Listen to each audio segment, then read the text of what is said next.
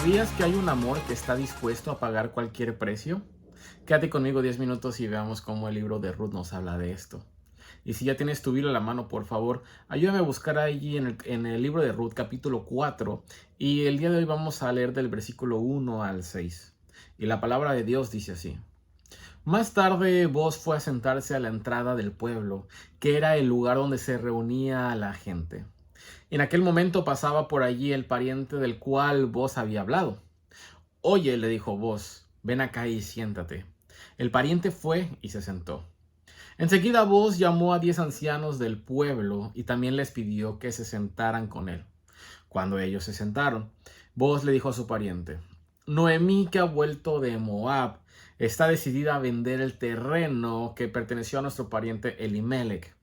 Ah, quiero que lo sepas para que si te interesa comprarlo, lo hagas ahora delante de estos testigos y de los ancianos del pueblo. Como tú eres el pariente más cercano de Elimelech, tienes el derecho de comprar su tierra. Pero si tú no la compras, házmelo saber, pues después de ti, yo soy quien tiene ese derecho. El pariente contestó, la compro. Entonces Boaz le hizo esta aclaración. Ten en cuenta que si compras el terreno de Noemí, quedas también obligado a casarte con Ruth, la viuda moabita, para que la propiedad siga a nombre del difunto. Al oír esto, el pariente contestó, en ese caso no puedo hacer la compra porque podría perjudicar mi herencia. Pero si tú la quieres comprar, hazlo. Yo te cedo mis derechos de compra. Sabes, es muy interesante este capítulo porque estamos llegando al momento clave del libro de Ruth. Ruth y Noemí, como habíamos dicho, ya habían perdido todo, habían perdido la familia, estabilidad, protección, habían perdido un futuro. Pero en Israel existía una figura llamada Redentor. Es muy importante esta palabra, porque este era un familiar cercano que podía rescatar a una familia en crisis, recuperar tierras, proteger a la viuda, preservar el apellido familiar. Vos lo que quiere hacer es redimir a Ruth y a Noemí, pero hay un problema. Existe otro hombre que legalmente tiene el derecho primero de compra. Entonces vos va a la puerta de la ciudad, el lugar donde se hacían los acuerdos legales en realidad, y él reúne testigos. Y aquí ocurre algo muy interesante. Cuando el otro hombre escucha que la redención incluye recibir a Ruth como esposa y asumir responsabilidad sobre ella, él responde, no puedo redimirla. ¿Por qué? Y porque la redención tenía un costo. Definitivamente redimirla a Ruth y a Noemí tenía un costo muy grande. Y esto es lo que este pasaje quiere enseñarnos el día de hoy. Y el primer punto que te quiero dar es que todos queremos rescate, pero pocos están dispuestos a pagar el costo. Sabes, al inicio el otro redentor, la otra persona parece interesada, eso nos dicen los primeros versículos que leímos. Cuando él escucha sobre la tierra, él dice, yo la voy a comprar.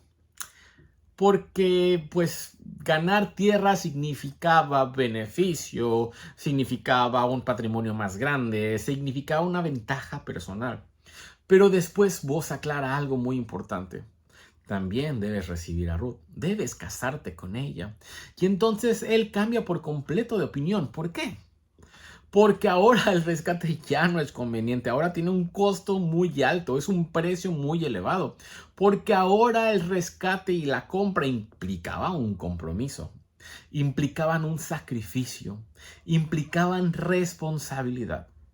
Y honestamente eso describe mucho nuestra cultura actual. Muchos quieren bendiciones, quieren que el Señor los bendiga, pero no quieren entregarse. Muchos están buscando la salvación de su alma, pero sin arrepentimiento, sin cambiar absolutamente nada de su vida. Algo más común, muchos están buscando amor, pero sin un compromiso. Otros están buscando un propósito, pero no están dispuestos a sacrificar nada.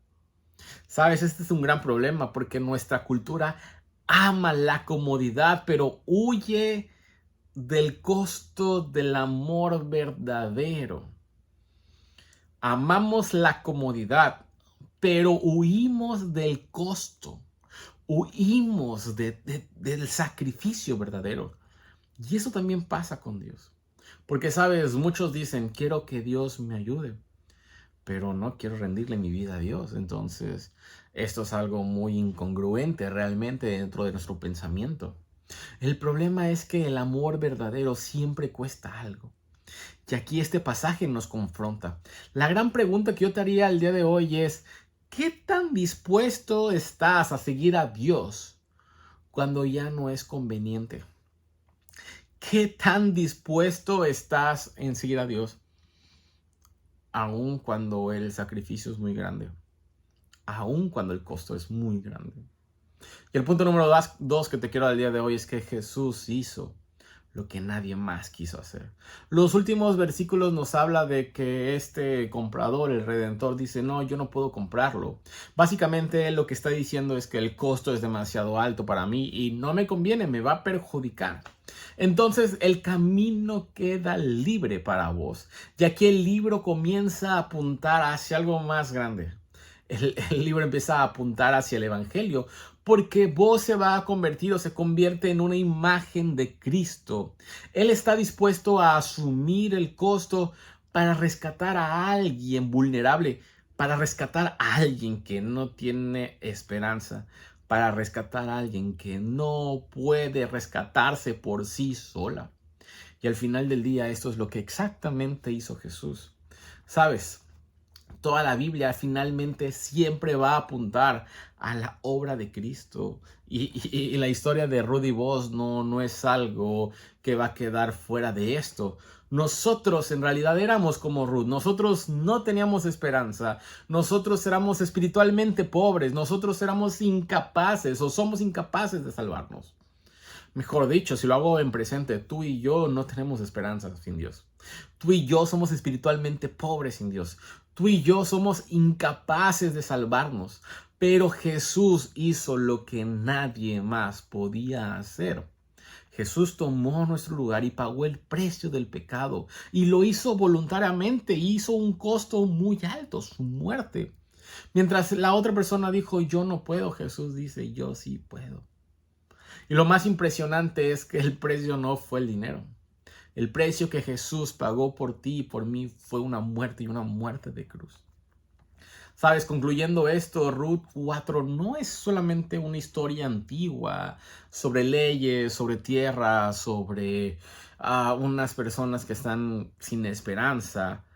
La historia de Ruth es una historia de redención, sobre un amor dispuesto a pagar el precio por alguien más. Y todo apunta a Jesús. Todo apunta al verdadero Redentor.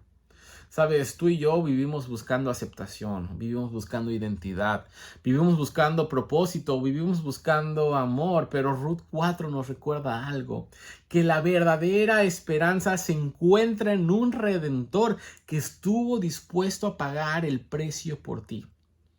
La gran pregunta con la que te dejo es, ¿vas a seguir viviendo para ti mismo o confiarás tu vida al único que fue capaz de comprarla, al único que realmente puede redimir tu vida? Porque sabes, tienes que entender algo.